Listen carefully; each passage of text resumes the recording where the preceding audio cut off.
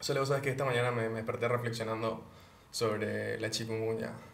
Mirá si te agarran tiempo de campaña presidencial. ¿Cómo te estás cuidando de eso? No, y repelente, full. La única manera. No hay otra. Dios, a nuestra suerte estamos. ¿El equipo todavía nada? ¿Están bien todos? No, sí, hay muchos que ya cayeron. Muchos que ya cayeron. De hecho, ahora hay algunos que están ahí. A esa Sufriendo los... Si la de esa sufriendo Lipi los- está en la audiencia, por favor agarralo a este. ¿Qué me da, Fer? Pobrecito, bueno, después del tacho de basura. Sale, ¿cómo estás? ¿Qué tal está Bien. llevando la campaña? Bien, bastante intensa. La verdad que uno duerme poco, come mal, pero es muy gratificante escuchar las historias y ver la esperanza de la gente. Eso te anima a seguir adelante. ¿Cuántas horas de sueño por día? Depende. Hay días que dormimos 3, 4 horas. En promedio tratar de mantener, porque si no uno no sobrevive, unas 6 horas promedio de dormida para poder vivir, si no, uno colapsa. Sabes que muchos estudiantes de medicina te están escuchando y algo que a mí siempre observo, ¿no? Es que vos sos una inspiración para mucha gente joven, no solo mujeres jóvenes. Y a lo largo de tu vida sabemos, ¿no? Que tuviste una carrera educativa muy intensa, luego ya en el ministerio, hay una etapa en la Secretaría Técnica de Planificación que mucha gente no sabe. Sí. Y más o menos lo que yo no vi tanto en la entrevista es, ¿viste? O sea, la gente que quiere aprender de Sole, quiere inspirarse de Sole y quiere saber cómo era tu proceso de decisión. Sí. Sabemos más o menos tus hitos, pero no sabemos qué pensaste, cómo llegaste, las razones. O sea, vos terminás el colegio. ¿Cuál Sí. era el plan ahí? ¿O qué quería ser la joven Sole casi? Sí, bueno, de chica yo quería ser astronauta, si me preguntas de niña. Astronauta. Era fan de Carl Era Sagan. ir bien, siempre perseguir desafíos importantes. Pero terminé el colegio, no sabía bien qué quería estudiar, creo que eso le pasa a muchos jóvenes Ujú. a los 16, 17 años que tienen que descubrir su vocación, que a veces reciben los consejos de los padres, algunos terminan siguiendo la carrera que siguió su papá, su mamá, inspirado quizá en el rol de los padres. A mí me gustaba mucho la creatividad, había hecho un bachillerato técnico en diseño gráfico, publicidad y marketing. ¿Esto en Porque qué año fue? yo terminé el colegio en el 2001 y lo hice del 99 al 2001. Porque diseño gráfico en 2001 es propio de Sí, una visión muy sí, creativa, ¿eh? Sí, pero porque yo pensaba que iba a seguir arquitectura. Mm. Me gustaba mucho construir cosas, desarmar, o sea, como que yo crecí con una niñez y una adolescencia muy de aventura, muy de desarmar cosas, entonces de pintar, dibujar, me gustaban las artes.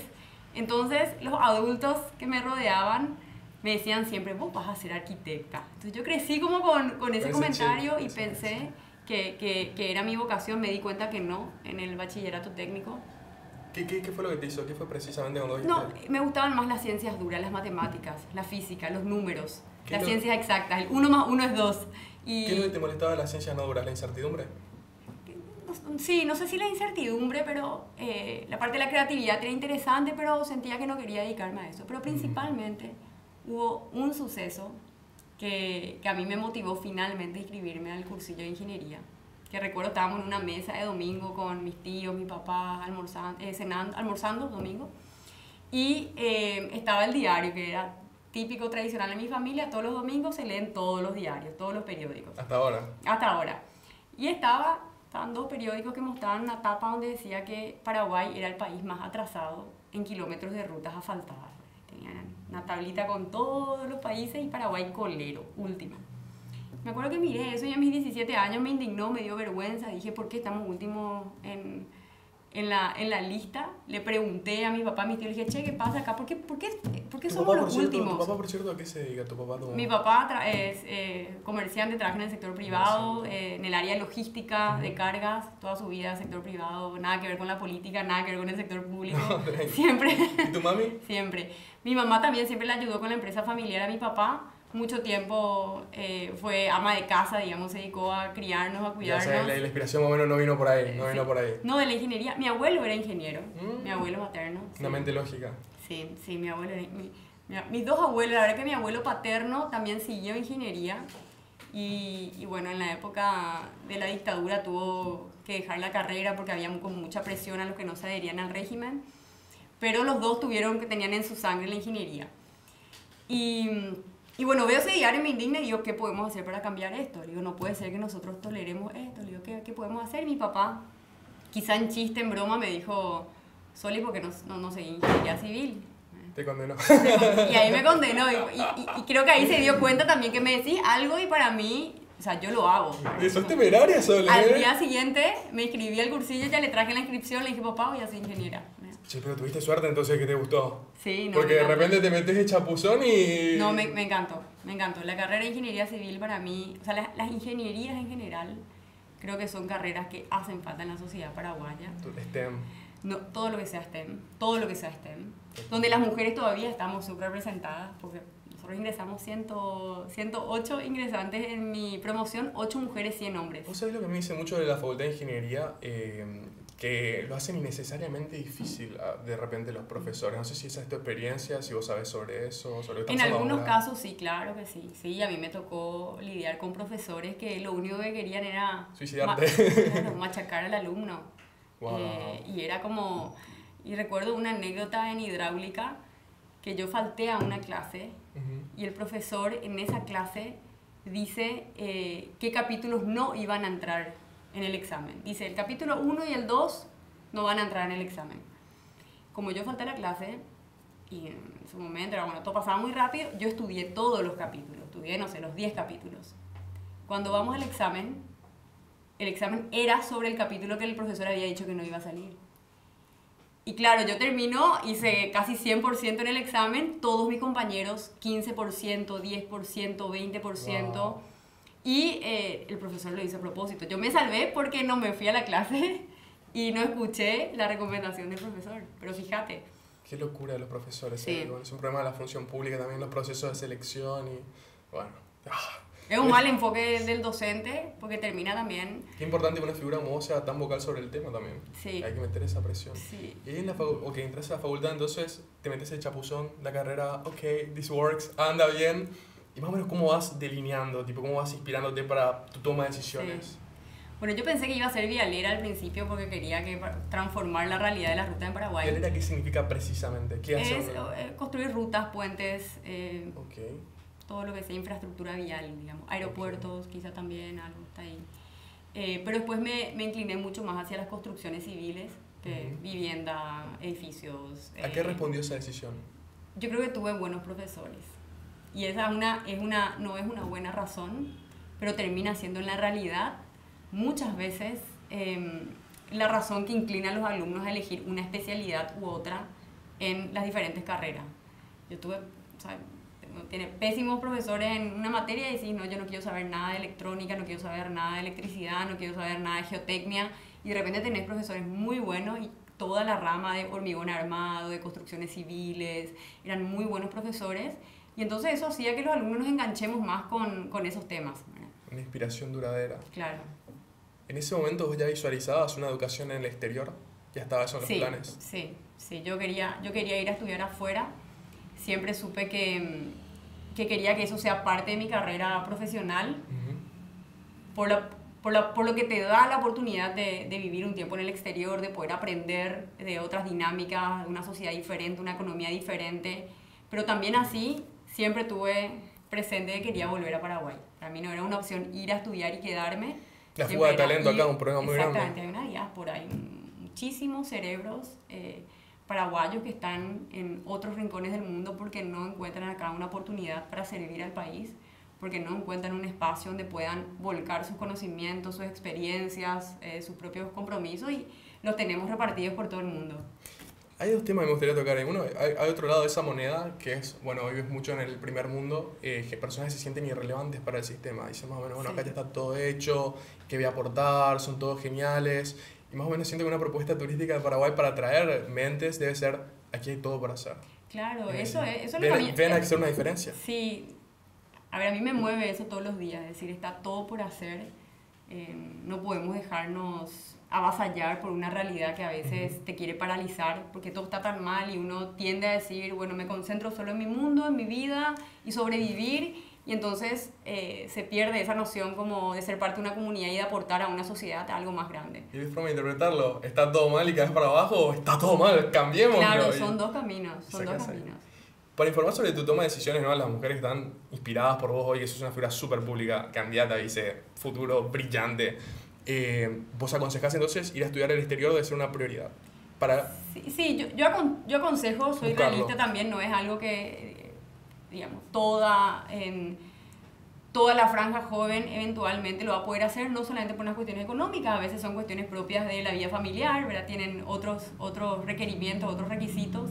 Lo ideal sería que nosotros podamos tener en Paraguay la misma calidad de la enseñanza que tienen otros países, es decir, poder tener también a los profesores de primer mundo que hoy están enseñando en Harvard, en Oxford, en Stanford, acá en Paraguay, para poder amplificar mucho más la llegada y seguir promoviendo todo el sistema de becas. Yo creo que sí tenemos que tratar de que la mayor cantidad de jóvenes pueda pasar por esa experiencia de conocer el ámbito académico, económico, social, cultural de otros países y después venir con esa visión, porque te amplía horizontes. Vivir afuera, yo viví en Madrid, en España, en Washington, en Estados Unidos, y en Londres, en Inglaterra, y te da otra amplitud, te da una amplitud de decir, bueno, acá, de cosas que funcionan bien y cosas que funcionan mal, ¿verdad? Sí, también puede hacer contraste. Sí. Sole, yo entiendo que vos trabajaste en una constructora. Ya cuando estabas en la UNA, antes de irte al masterado, si te fuiste a la Universidad de Madrid, Sí. más o menos cuál era el plan, cuál era la idea, tipo, de vuelta, cuál es tu toma de decisiones en ese momento. Sí, para mí, durante toda la carrera, era un desafío cómo utilizar los conocimientos que yo estaba recibiendo para impactar positivamente en la sociedad. Como que yo estaba toda mi carrera universitaria estuvo llena de interpelaciones, Pero de en ese momento cuestionamientos. empezabas en el sector privado, ¿cierto? Sí, en el Pensabas que ese era el lugar. Claro, en el sector privado, cómo Ujú. contribuir a las sociedades del sector privado, pero con una mirada muy fuerte social, ¿verdad? Yo desde adolescente, ya desde el colegio, estudié en un colegio católico, teníamos todos los viernes acción social, que era opcional, voluntaria, pero yo me iba todos los viernes a Pelo Pincho y a la escuelita Santa Ana del Bañado Sur a enseñar matemáticas, a enseñar catequesis. Entonces fui tomando conciencia desde muy joven de los contrastes en nuestra sociedad, de las desigualdades, de los privilegios que yo tenía accediendo a una buena educación. Si bien no nos sobraban los recursos, no vivíamos en una familia súper acomodada, pero siempre tuve todo lo que necesité para poder crecer y decía, ¿por qué pasa esto? ¿Por qué Juanita, Pedrito, que nació en el Bañado Sur, que no tuvo acceso a las mismas oportunidades que yo, tiene prácticamente una vida condenada a la pobreza o a la exclusión, ¿verdad? ¿Y qué podemos hacer nosotros como sociedad para cambiar eso? Ya, pues somos productores de ese tipo de destinos, lamentablemente. Claro. Sole, ¿cómo pasás vos de volcar? Porque, digamos, antes de irte al masterado, al menos, volcabas la mayoría de tu tiempo al sector privado y lo social lo hacías al costado. ¿Dónde pasás a dar vuelta a eso? ¿A tu venida? ¿Qué impulsa esa decisión? Sí, son dos decisiones. Son tres decisiones en verdad en mi vida que fueron determinantes para que yo hoy sea la persona que soy. Y siempre la cuento y la explico cuando me toca hablar con diferentes jóvenes porque me preguntan cómo llegaste a ser candidata a la vicepresidencia, cómo llegaste a ser ministra. Y digo, yo identifico mirando para atrás, porque nunca cuando uno avanza y cuando va tomando decisiones uno no sabe los caminos hacia dónde te llevan. Pero sí en un determinado momento de la vida uno puede parar la pelota, mirar para atrás y ver qué decisiones en la vida fueron determinantes para que uno esté en el lugar donde está. Y yo identifico tres decisiones que tienen un común denominador. La primera de ellas es cuando yo estaba trabajando en el sector privado, en una constructora. ¿Nos puedes decir el nombre? No sé si Sí. pero acá en el podcast digo tranqui, puedes decir el nombre, cómo funcionó. No sé. Sí. Se llama Tesinci. La verdad que tuve dos jefes fenomenales. Siempre digo que la vida me dio a dos mentores a temprana edad que me enseñaron no solo de ingeniería y de cómo gestionar una obra, me enseñaron de ética, me enseñaron de cómo prestar atención al cliente, me enseñaron de humanidad, ¿verdad? Y muchísimas cosas, la verdad que los dos líderes fenomenales. Y trabajé inicialmente en lo que trabaja cualquier ingeniero junior, que es cómputo métrico, presupuesto. Uno entra y está en oficina. Pero yo no quería estar en la oficina. Yo quería estar en terreno. Entonces yo quiero ponerme las botas, los jeans y estar ahí dirigiendo la obra. Entonces fui un poco pesada los primeros meses. Le decía a mi jefe, mándame ya obra, quiero estar en obra. Me dejaron unos 2-3 meses en gabinete. El cuarto ya me asignaron como auxiliar de obra, acompañar a un ingeniero que estaba dirigiendo la construcción de un supermercado aquí en Asunción. Después colaboré con otra obra que estaba también en ejecución. Y finalmente llega el momento donde me ofrecen dirigir una obra, es decir, ascendí. Y a los 6 meses ya era Sole, bueno, vamos a poner... Pero es una locura eso. Sí. Y en tu LinkedIn, yo me fijé, ya estuve stalkeando de LinkedIn, Sí. Empezaste a laburar antes de terminar la carrera, ¿cierto? Cuando terminé todas las materias, mientras estaba haciendo la tesis, ya comencé a laburar. Sí, funciona. Sí. Sí. Pequeño inciso, ¿y vos estás de acuerdo con la tesis de acá en la, digamos, en el grado, en la carrera de 5 años inicial? ¿O crees que la tesis debería moverse para post? Yo creo yo creo que es necesaria, pero creo que Sí. tenemos muchísimas falencias en metodología de la investigación y en las herramientas que nos da la universidad para poder tener nociones de investigación y aplicarlas a la tesis, ¿verdad? Lo que sí hace falta también es un mayor vínculo de las tesis que generan los estudiantes en las diferentes carreras con las demandas que presenta mismo el gobierno o la administración pública. La biblioteca de la Facultad de Arquitectura o la biblioteca de la Facultad de Agronomía o la biblioteca de la Facultad de Ingeniería están repletas de tesis de trabajo finales de grado, pero fenomenales, que pueden resolver muchos problemas que tenemos hoy en el país, pero hay un divorcio entre la academia. Hay que crear un sistema. Hay que crear un sistema que aproveche mucho mejor todos los trabajos de investigación que se hacen en la universidad. Hay un divorcio entre la academia y el proceso de políticas públicas. Sí, che, pero Paraguay es malo en marketing, vamos a decir la verdad también. También somos malos en marketing. Tenemos que ser más vendedores, nos Cierto, falta. Tenemos que ser menos honestos, más chantas, chicos. Tenemos que saber vendernos las tesis, impulsarlas, crear grupos, Sí. tener una voz realmente. Y hoy las redes sociales también nos ayudan tanto para eso, sino Sí. cómo tendría yo esta oportunidad. Sí. Sobre Después te convertís en agente de cambio. Y la gente sabe techo, sabe que existe techo, pero muchas personas ven como ven techo y es un misterio realmente. O sea, sí, danos la guía para novatos de techo, el que sabe que existe, que construyen casas, pero ¿de qué se trata techo realmente? Claro, bueno, voy a terminar lo de los Sí, no, tres puntos. termina. Solamente eso, ¿verdad? Sí, para llegar, totalmente. Sí. Bueno, entonces yo estaba en la empresa constructora y me ofrece mi jefe 2 trabajos. Me dice, mira, queremos que asumas la dirección de una obra, tenemos estas 2 alternativas. Una era construir un edificio enorme en el sur, era muy atractivo desde el punto de vista profesional. Y la otra oferta era liderar todo el área social de la empresa, que implicaba construir escuelas rurales en asentamientos campesinos en Concepción y San Pedro. Qué coincidencia, ¿eh? Claro, yo que estaba ahí como todavía cuestionándome cómo hacer para que mi profesión, para que mi título, para aquello que yo estudié no sea simplemente un adorno, no sea simplemente una herramienta para que yo mejore individualmente. En ese momento cuando me plantean, yo de buenas a primeras elijo, no, yo quiero dedicarme a todos los proyectos sociales y la construcción de escuelas rurales. Entonces tuve a mi cargo 15 escuelas para la Fundación Fe y Alegría, no eran para el Estado, no eran licitaciones públicas. Y para mí esa decisión fue clave. Cuando yo la tomé, todo el mundo me dijo que me equivoqué. Me decían, Sole, ¿por qué elegiste eso? Tenía que haber elegido el edificio que estaba en el sur. El edificio sexy. Te va a servir mucho más para tu currículum, va a ser mucho más atractivo, vas a estar más cómoda en el aire acondicionado, en una oficina. Lo otro vas a tener que meterte en el fondo del Paraguay rural, vas a tener que trabajar, no sé, bajo el sol, vas a tener que sudar la gota gorda, digamos. Pero yo sentí de que mi lugar era ahí. No le di muchas vueltas para tomar la decisión. Sentía en el fondo del corazón que yo tenía que estar ahí. Y yo lo que pude conocer ese año y medio que estuve en Concepción y San Pedro, del Paraguay profundo, de la ausencia del Estado, del abandono del Estado, es algo que yo no hubiese conocido ni en las estadísticas, ni en los números, ni en las cifras. ¿Qué viste? En gran parte, esa realidad terminó moldeando mi compromiso hoy, mis convicciones hoy, el propósito que yo tengo en cómo quiero colaborar a la sociedad. Y en las 15 escuelas vimos la desolación, la soledad, el aislamiento, niños que tenían que caminar descalzos 2-3 kilómetros para llegar a una escuela que se caía a pedazos, donde la docente hacía todo, la docente o el docente, todo el esfuerzo para acercar conocimiento a los niños y a las niñas, pero no tenía las herramientas y las condiciones para hacerlo. Yo miraba esa realidad y decía, acá le estamos vendiendo una falsa ilusión de educación a estos niños porque no están aprendiendo absolutamente nada en este sistema. Una locura. Yo estaba mejorando como ingeniera el cascarón, ¿verdad? Estaba mejorando los techos, estaba levantando aulas, estaba poniendo ventiladores, estaba mejorando las ventanas, pero yo veía que lo que había ahí adentro no estaba funcionando. No iba a ocurrir.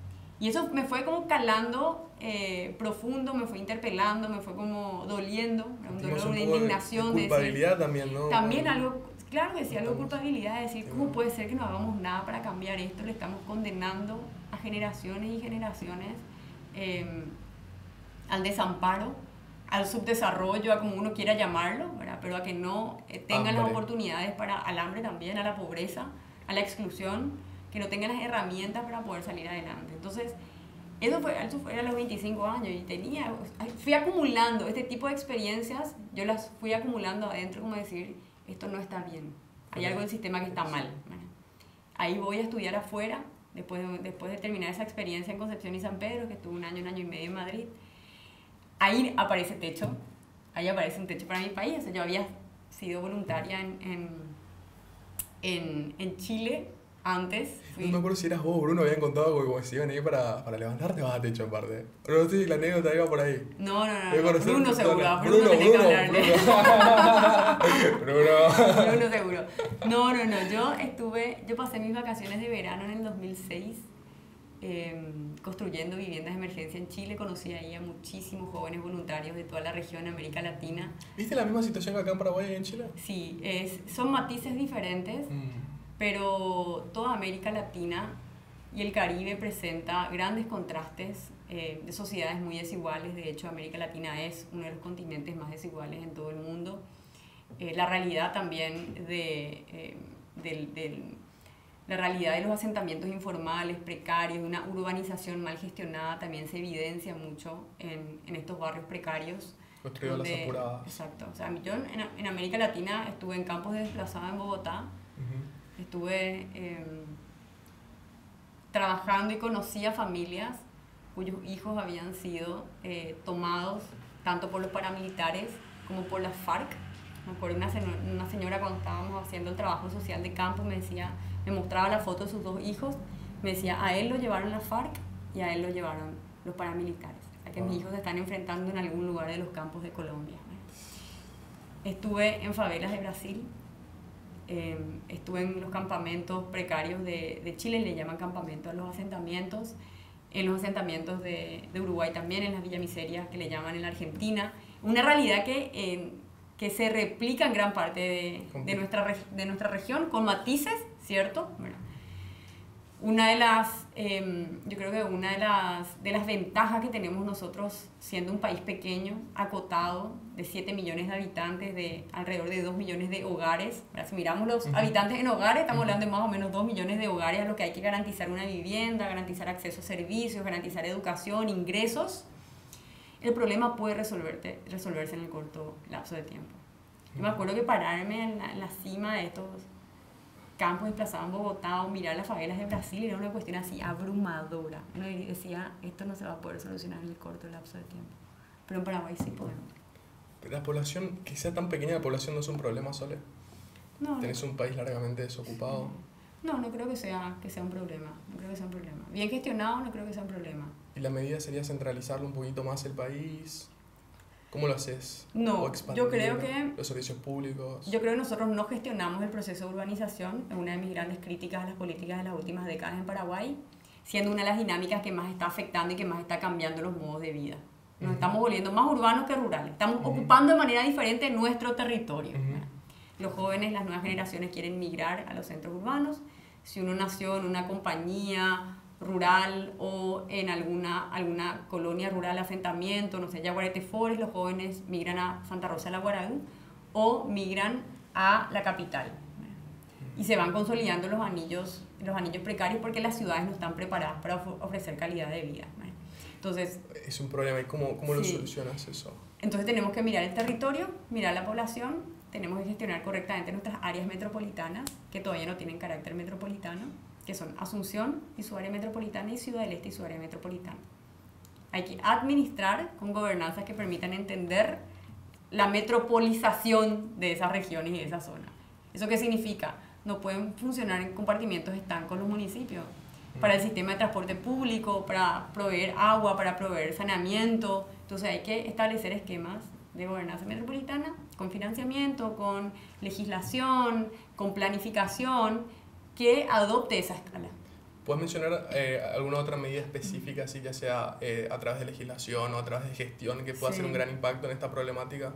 Claro, y lo otro es fortalecer un sistema de ciudades intermedias. Las ciudades intermedias, ¿qué son? ¿No? Algunos le llaman ciudades secundarias, pero eso no es un nombre muy positivo porque parece que tenés un rango tipo mejor y peor, pero una jerarquía. Pero las ciudades intermedias son aquellas ciudades que estuvieron creciendo drásticamente en los últimos años, demográficamente, económicamente, comercialmente. ¿San Lorenzo es un ejemplo? San Lorenzo está dentro del área metropolitana. Las ciudades intermedias están, digamos, un poco más en el interior, ¿verdad? Son, por ejemplo, Santaní, o San Juan Nepomuceno, o Tomás Romero Pereira, incluso Santa Rosa de la Guaraú, ¿verdad? Algunas ciudades que presentan características de un crecimiento exponencial, pero con nula intervención del Estado. Entonces están creciendo desordenadamente, no están ofreciendo los servicios que deberían ofrecer a los ciudadanos, y el Estado tiene que intervenir. ¿Cómo? Tienen que intervenir creando fuentes de empleo en esas ciudades, seleccionar 10, 12, las que fueran. Las políticas del Ministerio de Industria y Comercio tienen que estar focalizadas ahí. Si hay alguna inversión que viene para crear fuentes de empleo, direccionarlas a las ciudades que están creciendo. Tiene que existir oferta de vivienda accesible, tiene que existir la provisión de infraestructura para la vida en la ciudad, agua, saneamiento, transporte público, recolección de basuras, para que esos polos sean los que atraigan la migración rural urbana que va a seguir sucediendo y no seguir concentrando en las grandes capitales de las zonas metropolitanas que están colapsadas. Va a requerir una gran unión con los intendentes, ¿no? Para poder lograr esa medida. Pero a ellos les conviene, ellos van a estar felices. Por supuesto, sí. Necesitan una gestión un poquito más arriba, más una ayuda. Hablando de esta cuestión, ¿no? De que, bueno, en realidad los problemas no son tan difíciles, no necesariamente los debemos tener por los siguientes 100 años. Algo que no mucha gente sabe es que vos tuviste una etapa en la Secretaría Técnica de Planificación, perdón si erré el nombre, STP por sus siglas, y había un plan, Sembrando Oportunidades era. Yo leí el plan y decía, vamos a reducir la pobreza por el 50%, pobreza extrema por el 50% para 2015. Muchos planes como esos están muertos hoy en día. ¿Puedes ilustrarnos un poco sobre de qué se trataba ese plan, tu rol ahí?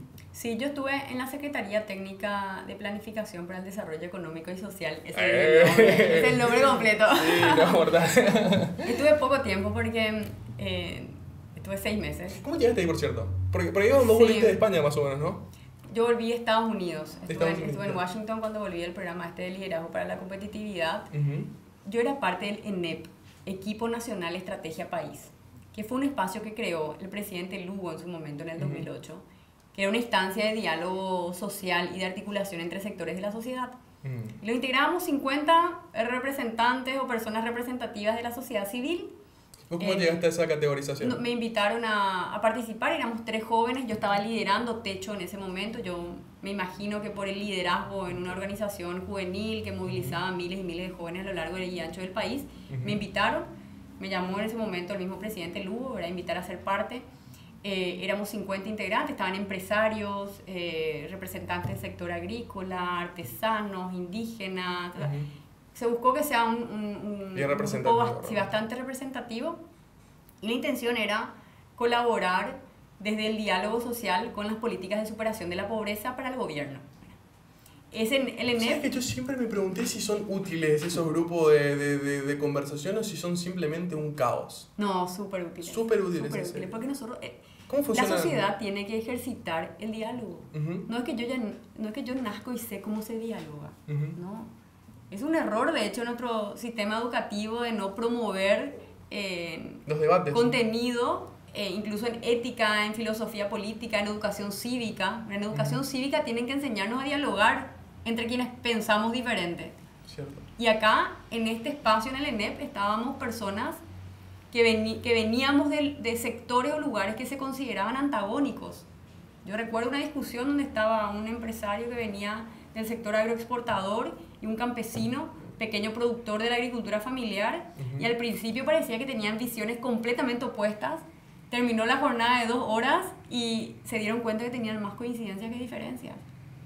Y entonces nos pudimos sentar y escribir un plan de desarrollo de la agricultura en el Paraguay, donde ambas visiones estaban contempladas. Y necesitamos esas instancias y que se generen esas instancias desde el Estado para poder zanjar hoy las grietas que existen y la polarización que nos lleva al no entendimiento. ¿Verdad? Vivimos en sociedades polarizadas, a veces acentuadas por las redes sociales. ¿Cómo funcionaban las reuniones más o menos para lograr un acuerdo de ese tamaño? Y eran talleres, dinámicas, había un facilitador, diferentes metodologías, y eso se iba registrando en un documento que le entregábamos, un documento de política pública que le entregábamos al presidente para que nutra su proceso de toma de decisiones. ¿Eso funcionaba por semana, por mes? ¿Cómo eran las Sí, reuniones? habían reuniones plenarias por mes, por grupos semanales, uno podía integrar el grupo social, económico, cultural, y donábamos nuestro tiempo, era 100% voluntario, era 100% voluntario. Se articulaba bien. Y entonces ese espacio que era ciudadano, Ujú. cuando sucede el juicio político, el quiebre, digamos, democrático en el 2012, nosotros nos organizamos y dijimos, este espacio tiene que sobrevivir. Entonces trabajamos con el siguiente gobierno y después en el gobierno anterior de nuevo tratamos de sostener. O sea, cada vez que había un nuevo ministro de la STP, porque la STP era, la Secretaría Técnica era la que articulaba. Ya era el supervisor, por decirlo de alguna manera. Sí, era quien proveía el equipo técnico para acompañar las reuniones, ¿verdad? Entonces, ahí me tocó conocer al ministro Molina en ese entonces. Nosotros hacíamos el esfuerzo de que sobreviva el ENEP. Y en una de los tantos procesos, porque yo hacía mucho énfasis en la necesidad que existan planes para reducir y contener la pobreza urbana. En Paraguay todavía parece que tenemos una mentalidad demasiado rural, ¿verdad? Y creemos de que la pobreza está solo en el campo. Ahora creo que cualquier persona que camine por el centro hoy después de las 6 de la tarde ya va observando la realidad, va enfrentando cada vez más la realidad. Pero en ese entonces, ¿verdad? 10 años atrás, yo estuve en reuniones con agentes del gobierno que decían que la pobreza urbana no existía. Sí. Decían, no, acá la pobreza, para reducir la pobreza, tenemos que reducir la pobreza en el campo. Y siempre yo era la persona que levantaba la mano y decía, disculpe ministro, disculpe quien sea que esté, ¿verdad? Yo creo que usted está equivocado, ¿verdad? Yo creo que el proceso de urbanización está creando mucha pobreza y que tenemos que resolver la pobreza urbana. ¿Por qué? Porque yo venía de techo. Totalmente. Yo venía de estar trabajando y no mirando las estadísticas y mirando el papel. Sí, no. Yo venía de haber recorrido toda la zona del Bañado Sur, Bañado Norte, La Chacarita, de haber trabajado en cientos de asentamientos informales y precarios en todo el departamento central, donde por cierto prácticamente 20% de la población vive en condiciones de pobreza e informalidad. Venía de recorrer el resto del país, de visitar los anillos precarios en las periferias de Santaní, de Coronel Oviedo, de Caguazú, de Ciudad del Este, y veía que era una realidad que se replicaba en todo el Paraguay, que no era una cuestión anecdótica de una u otra visita.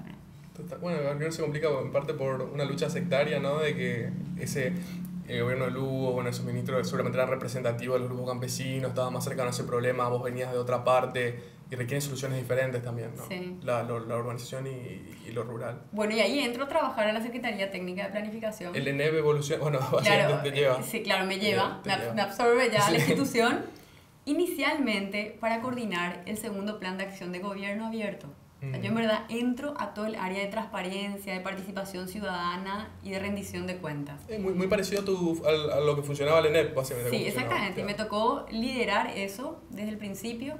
Después de 2 meses el ministro me dice, Sole, necesitamos a alguien que lidere el plan de reducción de la pobreza sembrando oportunidades. Tenemos identificado tantos territorios priorizados y nos gustaría que lideres vos ese proceso. Entonces yo ahí tomo este mastodonte, digo mastodonte porque estaba medio trancado, no estaba funcionando. Yo tengo muy ambicioso aparte del plan. Y yo tengo mis cuestionamientos de que se haya acuñado debajo de la Secretaría Técnica de Planificación, porque no es el órgano que debería ocuparse de eso. Ahora, tenemos un Ministerio de Desarrollo Social y tenemos un gabinete social que también tuvo distintos roles entre gobiernos y gobiernos, ¿verdad? Entonces eso hay que replantear también para el próximo gobierno. Está poco centralizado, ¿no? Debería estar un poquito más centralizado eso, ¿no es así? Claro, o sea, el gabinete social es la articulación de un espacio de ministros que tienen incidencia para la reducción de la pobreza y hay alguien que lo coordina, ¿verdad? Que yo creo que es la instancia que tiene que existir para hacer que las políticas sociales sean efectivas, se monitoreen y funcionen y que podamos llegar realmente a cifras de reducción de la pobreza como nos proponemos, ¿verdad? Y acá lo que se hizo en el gobierno anterior fue, se le dio la tarea a la STP y la STP no tenía el músculo para ocuparse, ¿verdad? Yo estuve ahí ya liderando solamente 2 meses, ¿verdad? Recuerdo cuando terminé de conformar mi equipo, ahí recibo la llamada desde el Gabinete Civil de la Presidencia y me preguntan si no quiero asumir como ministra de la Vivienda, ¿verdad? Pero volviendo a eso del STP, ¿qué pasó realmente? O sea, vos entrás, como si no tenían el músculo, te encontrás con problemas estructurales de la institución misma pero se termina como forzando el plan de todas formas y sale ese plan que es Sembrando Oportunidades. Claro, claro, sí, se gestionó desde ahí, se trabajó desde ahí, el plan Sembrando ¿Y Oportunidades. cuáles son los problemas estructurales? Porque hoy encontrás así, miles de proyectos están totalmente abandonados. ¿Cuáles son los problemas estructurales que llevaron a eso realmente? Lo que pasa es que ahí, yo insisto, no era la STP la que tenía que liderar eso, porque no tenía ni el equipo humano, el talento humano, ni los recursos monetarios, ni el poder para dirigir y articular a los otros ministerios que tienen relación directa con la reducción de la pobreza. ¿Y cuál es la causa que termina en el CTP? ¿Dónde está el problema? Y fue decisión del presidente. Ejecutivo, así directamente Directo, ejecutivo. Claro, claro, el presidente tiene esa autonomía, esa capacidad. El presidente puede decir, mira, yo ahora mi plan emblemático va a ser, no sé, el de construcción de paneles solares y energías renovables, y no quiero que el viceministerio de Energía se ocupe, yo le voy a dar esta tarea al Ministerio de Industria y Comercio. Okay. ¿Verdad? Entonces la atribuye, es decisión. Yo entiendo los argumentos detrás para tomar esa decisión, porque muchas veces el Ministerio de Desarrollo Social, que estaba demasiado politizado, era muy lento, muy ineficiente, Claro, más entonces estaba más libre. La STP se la consideraba, se la sigue considerando hasta ahora, una institución técnica con capacidad que no está politizada. Entonces yo creo que por ahí vino el incentivo para hacer que ese programa esté dentro de la STP. Pero no se tomó en cuenta de que la musculatura no era la suficiente para acompañar. ¿Para vos la STP tiene que seguir existiendo como existe actualmente en el gobierno de ustedes? ¿O debería centralizarse más en unas instituciones? Yo veo una abundancia de ministerios capaz en algunos casos. Sí, en algunos países tienen un ministerio de planificación, pero la STP necesita tener todo el apoyo del poder político. La STP es nuestra instancia de planificación, y si hay algo que adolecemos en Paraguay, es nuestra nula capacidad de planificar. ¿Lo dejarías igual entonces? Yo le daría incluso más atribuciones, más atribuciones y más apoyo político sobre todo, para que la Secretaría Técnica pueda de verdad dirigir el norte de nuestras políticas, ¿verdad? Porque hoy no pasa eso, y a veces hay técnicos fenomenales, hay funcionarios públicos excelentes dentro de la STP, terminan en planes, en políticas súper buenas redactadas, pero están cajoneadas esas políticas porque el poder político no les responde, porque no se ejecuta finalmente lo que se planifica. Volviendo a la pregunta de techo, Sole, para una persona que solo escuchó techo, vio a la gente con la remera, le pidieron las moneditas, ¿qué es techo? ¿Qué es realmente techo? Techo es una organización juvenil que se extiende en toda América Latina, que busca conectar la realidad social de los que más necesitan con la realidad de los jóvenes que tuvieron acceso a más oportunidades.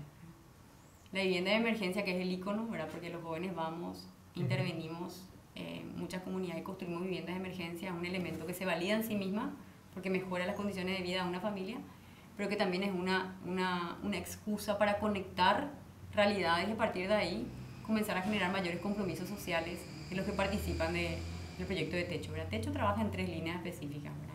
La intervención comunitaria, puede reducir la pobreza, nos une a jóvenes de diversas procedencias, ideologías, partidos, para trabajar en pos de una causa que es acabar con la pobreza en el Paraguay. Utiliza el voluntariado como herramienta, entendiendo el voluntariado como un mecanismo de participación ciudadana en democracia. El voluntariado te permite desafiar muchas veces los paradigmas que están instalados en nuestra sociedad, el paradigma del éxito, de ganar dinero, y uno dona su tiempo. Da su tiempo gratuitamente, y eso nos permite conectarnos con un problema social. Y tercero, la incidencia en políticas públicas, ¿verdad? Techo también busca incidir directamente en las políticas públicas, visibilizar una problemática que existe en nuestra sociedad para que el Estado pueda hacerse cargo. Para mí fue de las mejores maestrías que pude tener en mi vida. Sí, hermoso, sí, el espacio de diálogo encima tan necesario. Es que uno puede aprender mucho de los libros, Fer. Los libros es cierto, y uno puede llenarse de títulos, pero la cantidad de títulos que uno tenga colgado en la pared no te hace ni una mejor persona ni un mejor profesional para tu país. La realidad social es de las mejores educadoras. Nuestra propia realidad es la mejor educadora que puede tener un joven para determinar hacia dónde quiere guiar su profesión. Y para mí eso fue Techo. ¿Cómo miden el éxito en Techo? ¿Cómo lo cuantifican? En diferentes aspectos, ¿verdad? Por un lado, métricas, claro. Sí, diferentes métricas. Trabajamos mucho promoviendo la organización comunitaria, entonces tenemos indicadores, digamos, de cantidad de viviendas construidas, cantidad de voluntarios movilizados, que es el capital social que se genera, Y también la incidencia misma en las políticas públicas. Se hacen trabajos de investigación, de relevamiento de asentamientos. Vos ahora estás en la directiva de Techo, ¿cierto?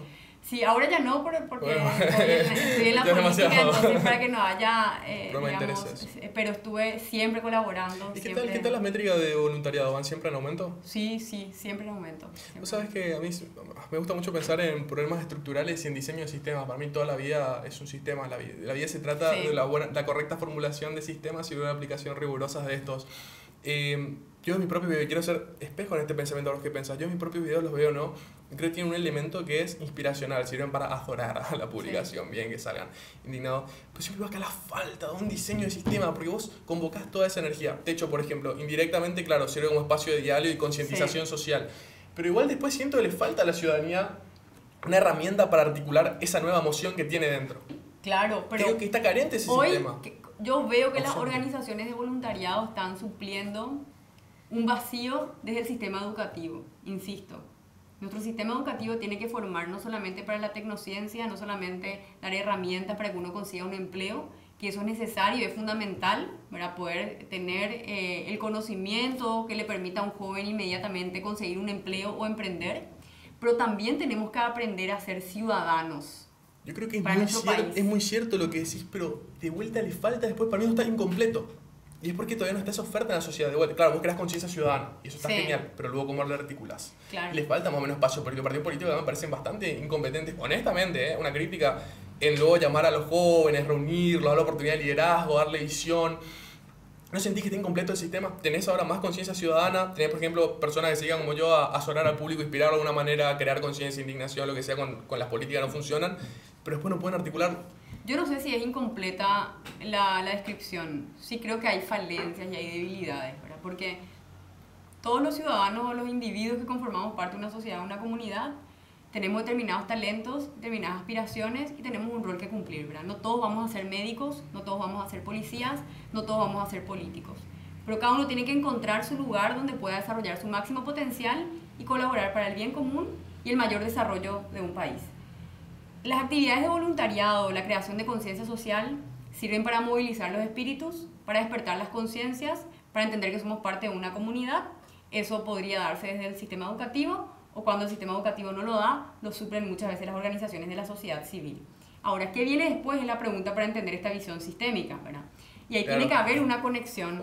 Tiene que haber una conexión con los partidos políticos para quienes quieran esa vocación de servicio o ese despertar de conciencia, volcarlo para hacer algo en pro de nuestro sistema de organización o de nuestro sistema político. Pero hoy, ¿qué pasa? Hoy nuestros partidos políticos están fallando. O sea, estamos en una crisis de partidos políticos no solo en Paraguay, prácticamente en todas las democracias de Occidente, ¿verdad? Con algunas salvedades. No se han constituido en espacios donde se pueda también generar conocimiento, donde se pueda capacitar, se pueda acompañar a los ciudadanos para un mejor ejercicio pleno, digamos, de la vida democrática. Entonces se han vuelto en muchos casos instrumentos de retención del poder, son maquinarias electorales, son maquinarias clientelares. Eso es muy interesante, que como acá el Paraguay está atrapado en una carrera electoral. Claro. Eso reduce la calidad y tiene muchos problemas. Después bueno, eso es un tema tan interesante de la Constitución, ¿no? La ausencia de balotaje, lo que le pasó en la concertación, que los candidatos a presidente después no pueden ser candidatos para el Senado. Es que no entendemos lo que significa vivir en una república, en un Estado de Derecho y en una democracia. Y eso no es que vamos a aprender de la noche a la mañana, no es que vamos a aprender porque nos despertamos un día y somos ciudadanos de la República del Paraguay. Eso se discute, se debate en contenido, se aprende dentro de la escuela, o se debería aprender en la escuela. Es un tema tenso, ¿no? Pues después te dicen educación política, indoctrinación. ¿Vos estás de acuerdo? No, pero filosofía política. Filosofía política, a vos te enseñan el pensamiento crítico, a entender las distintas corrientes de pensamiento, una, otra, la tercera, con objetividad. Y yo creo que existen otros espacios también de articulación de esa fuerza en los espacios colectivos que se generan para defender determinados causas e intereses genuinos. Pueden ser los gremios del sector privado, donde se juntan quienes tienen intereses comunes, ¿verdad? No sé, los industriales, los productores agropecuarios, en los desarrolladores inmobiliarios, y entonces miran al país desde una visión colectiva, digamos, no individual. Pueden ser otras organizaciones también de la sociedad civil con participación en determinadas causas que buscan incidir en las políticas públicas, entonces se genera una suerte de trabajo en conjunto que nos permite avanzar como sociedad, avanzar hacia un mejor estadio, hacia el progreso, hacia el desarrollo, hacia la inclusión, ¿verdad? El problema que le noto a los gremios y demás es que sus intereses son muy particulares. Entonces le falta una visión más amplia, ¿no? Claro, pero te preguntas por esta causita muy pequeña y al final... Sí, pero de nuevo, eso es lo que hay que corregir, claro. Digamos, así como hay que corregir en el funcionamiento de los partidos muchas cosas, ¿verdad? Los gremios necesitan tener una visión ampliada, no egoísta, de defender solamente sus propios intereses, ¿verdad? Pero en algunos países se dan, o sea, en algunos países, yo creo que acá en Paraguay también, ¿verdad? Hay diferencias entre gremios y gremios, ¿verdad? En el sector de la construcción, que no los voy a nombrar, pero hay algunos gremios que están acostumbrados simplemente a sentarse, a negociar entre ellos y a definir quién se lleva los contratos del Estado. Y hay otros gremios que se conformaron porque justamente no están de acuerdo con esa dinámica y dicen, no, acá tenemos que preocuparnos porque el sector de la construcción salga adelante. Eso no va a significar que nosotros vamos a llevar todos los beneficios, pero poder resolver los problemas de fondo para que el Paraguay pueda progresar. Entonces, algunos tienen mayor madurez, mayor nivel de conciencia, no sé cómo uno le quiere llamar, pero trabajan con una mirada más amplia. Y hay otros que no, ¿verdad? Que son parte hasta del problema que tenemos. La cuestión es tener fe, ¿no? Porque una vez que lo interpretamos todo con escepticismo y cinismo, ya no hay una razón para hacer el bien y para no perseguir nuestros intereses a corto plazo. Yo soy una defensora de la política idealista. De la fe. Sí, de la fe. Utopía for realist. Sí, pero vos sabés que es importante eso. Porque si no caemos todos en la famosa realpolitik que le llaman, la política pragmática. Lo que nos cuenta House of Cards en la serie, ¿verdad? Que uno tiene que estar pensando todo el tiempo en los intereses, en los beneficios. Parecería que queda de lado. Yo creo que lo que la gente interpreta mal, en parte, es que la fe y la esperanza no es una posibilidad, sino que es una necesidad y una premisa. Sí. Y más o menos hay que ser kantiano en ese sentido, la filosofía de Kant, no tan utilitarista. Es claro, pero es que hay dos modelos que coexisten. Lo que no podemos decir es que uno no existe, el otro no existe. Hay dos modelos que coexisten. El modelo, digamos, que defendería más Maquiavelo, ¿verdad? En su libro, ¿verdad? La política maquiavélica, la realpolitik pragmática, el interés del príncipe y las decisiones que se toman en base a eso. Y la política más idealista, donde genuinamente hay gente dispuesta a dar su vida por un ideal. Y existen esas personas, no es que todos se mueven en base solamente a intereses. Totalmente. Hay personas que de verdad están dispuestas a dar su vida por una visión, por un ideal, por aquello en lo que creen, y se compaginan y se articulan los dos mundos constantemente en la política, y lastimosamente muchas veces gana este otro si de este lado nos creemos ilusos, porque se nos suele tratar a los idealistas de ingenuos. Una necesidad son de ilusos, son un burro, te dicen acá en Paraguay, ¿verdad? Son tontos. Es así, ¿verdad? Pero tenemos que defender, tenemos que pararnos tenemos que pararnos en estas ideas, en estos ideales y defenderlos y comunicar y contarles, decir, no, yo creo en esto, ¿verdad? ¿Vos te incluís en ese grupo, Sole? Totalmente. Yo soy una idealista empedernida. Bueno, esa energía, ese fuego que está dentro tuyo, ¿qué despertó? ¿Dónde se inspiró? No, porque se inspiró eso. Sí, vino sí. en contacto con lo sublime. Sí, pero esa es una pregunta que me hacen, ya me hicieron infinitas veces, y de nuevo yo miro para atrás y no identifico un único momento. Se fue acumulando dentro tuyo. Se fue concatenando. Hubo son una serie de eventos, Para mí fue clave, mi experiencia en la universidad. Mira, acá hay algo, yo noto un fenómeno y va dado el problema, hablábamos antes, igual de que falta espacio de articulación y todavía el sistema, al menos yo siento que tiene mucho espacio para mejorar. Muchas veces acá los idealistas, ves mucho en Paraguay, yo estoy en el lado bueno, yo soy un idealista, estoy tratando de hacer el beneficio de todos, no estoy buscando el mío propio. Y medio que ya se satisfacen con eso. Toman el moral high ground, sí, claro, y dejan el pragmatismo para cumplir su visión de lado. Falta inspiración a la gente. Diciendo que uno es idealista, o sea, al menos yo cuando hablo que soy idealista no significa que no tenga los pies en la tierra y que no sea capaz de analizar la realidad, digamos. ¿Coincidís en el problema? Sí, claro, hay algunos que se quedan ahí en la discusión moralista, ¿verdad? Ya estoy bien. Y ahí, claro, exactamente, bueno. y terminan finalmente no logrando los resultados que se necesitan para la sociedad, ¿verdad? Entonces, yo creo que es importante tener los pies en la tierra, pero no dejarnos vencer por un sistema que va a querer constantemente meternos en sus reglas de juego. Yo creo que nosotros necesitamos cambiar las reglas Tentaciones. de juego. Claro, tentaciones, pero mira de cuestiones. Y te doy un ejemplo.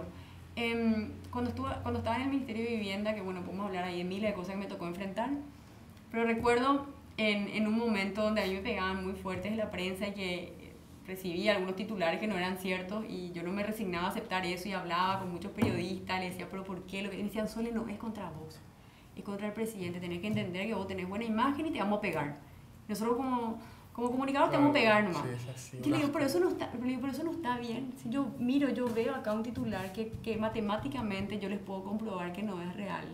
¿Cómo ustedes me piden que yo simplemente me acostumbre a estas reglas de juego si yo creo que una sociedad tiene que edificarse en base a ciertos principios y la verdad es uno de ellos? Sí. Si nosotros nos buscamos incansablemente la verdad, si comenzamos a relativizar, decimos esto vale porque el fin justifica los medios, entonces como yo le quiero pegar al gobierno, está bien que yo dañe lo que vos estás haciendo. Che, Sole, van y de vuelta a la política, ¿viste? Lo debate a la concertación, incluso entre rivales que ahora son aliados, y bueno, la NR no hace falta ni decir abrazo republicano.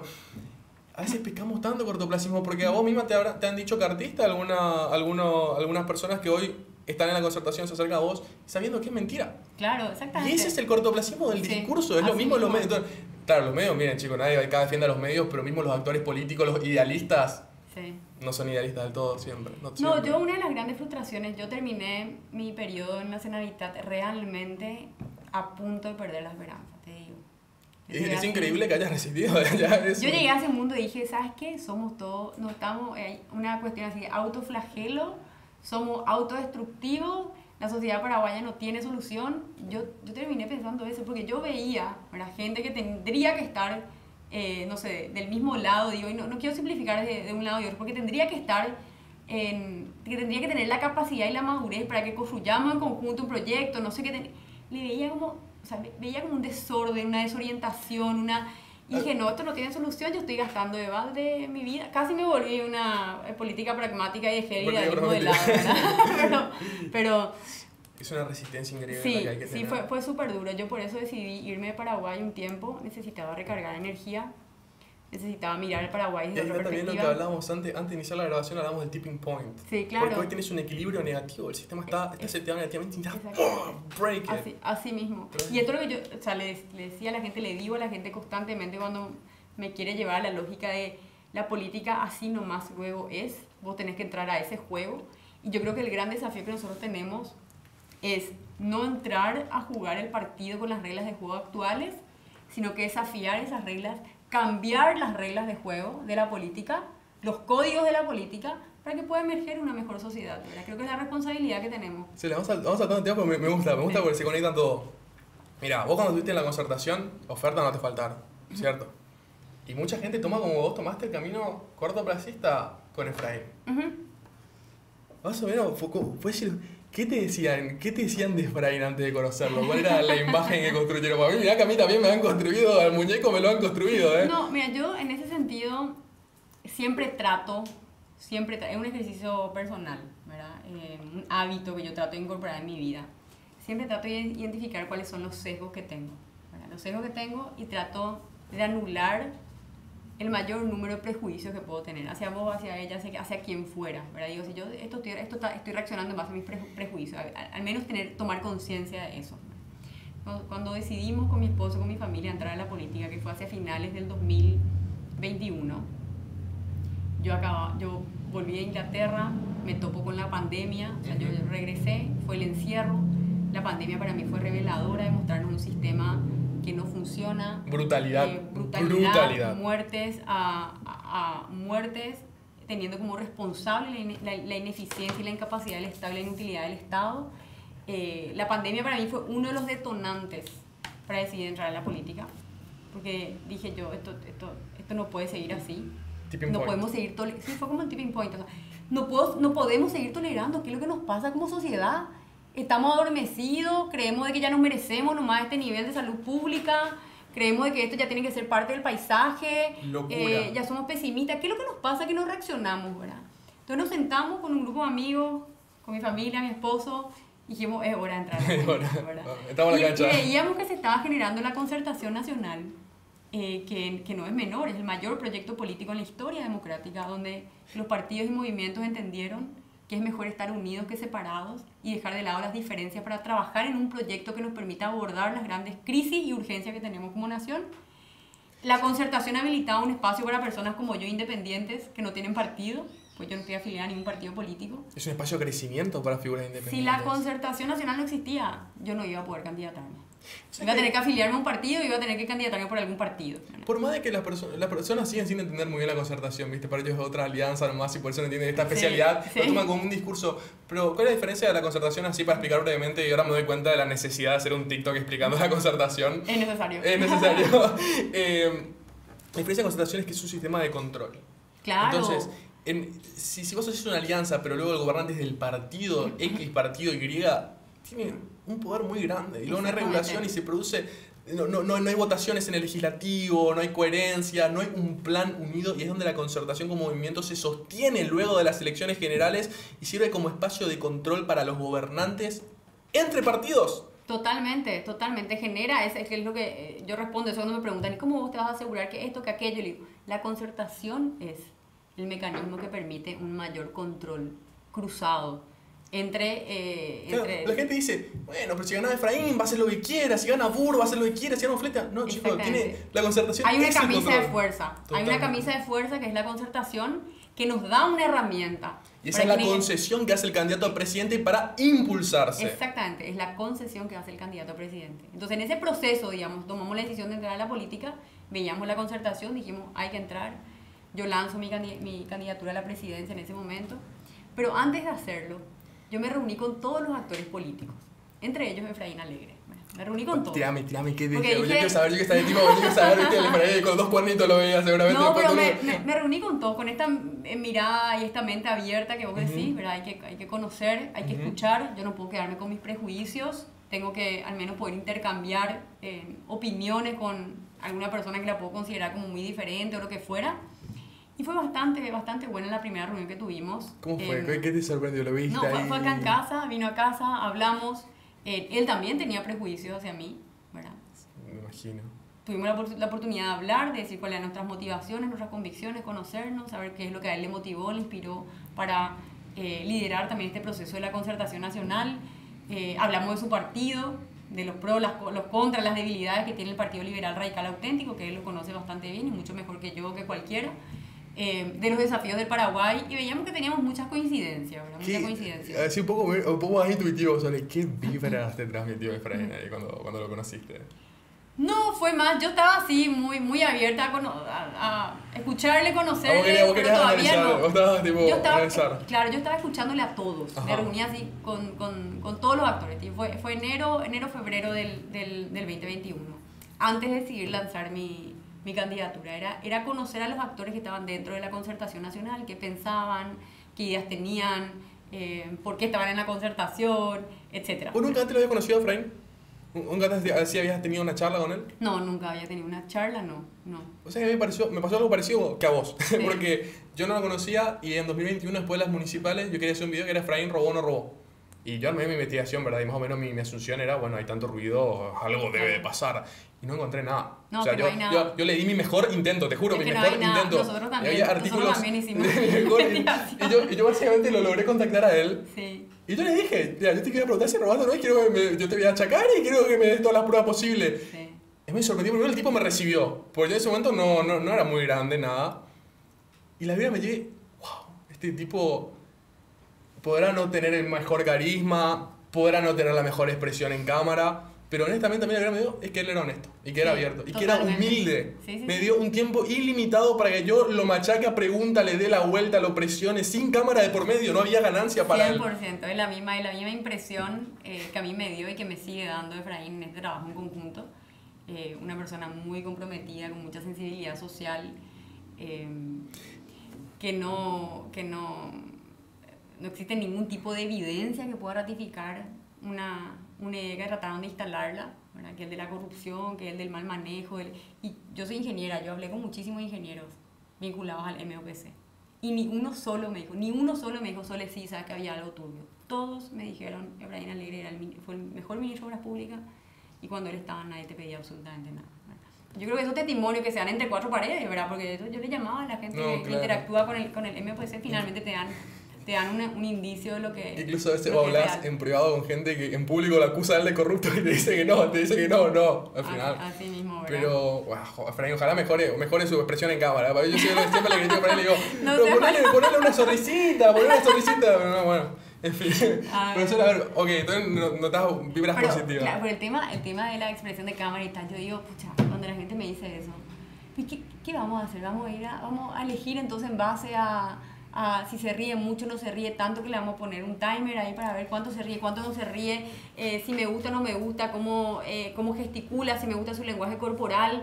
No podemos poder elegir un presidente de la República en base a esos criterios, ¿verdad? Es cierto, pero vos la concesión de ir de los dos lados, o sea que vos de ahí como no te pongan el Jairon, no, sonreíle, dale a la Pero gente. sonríe más.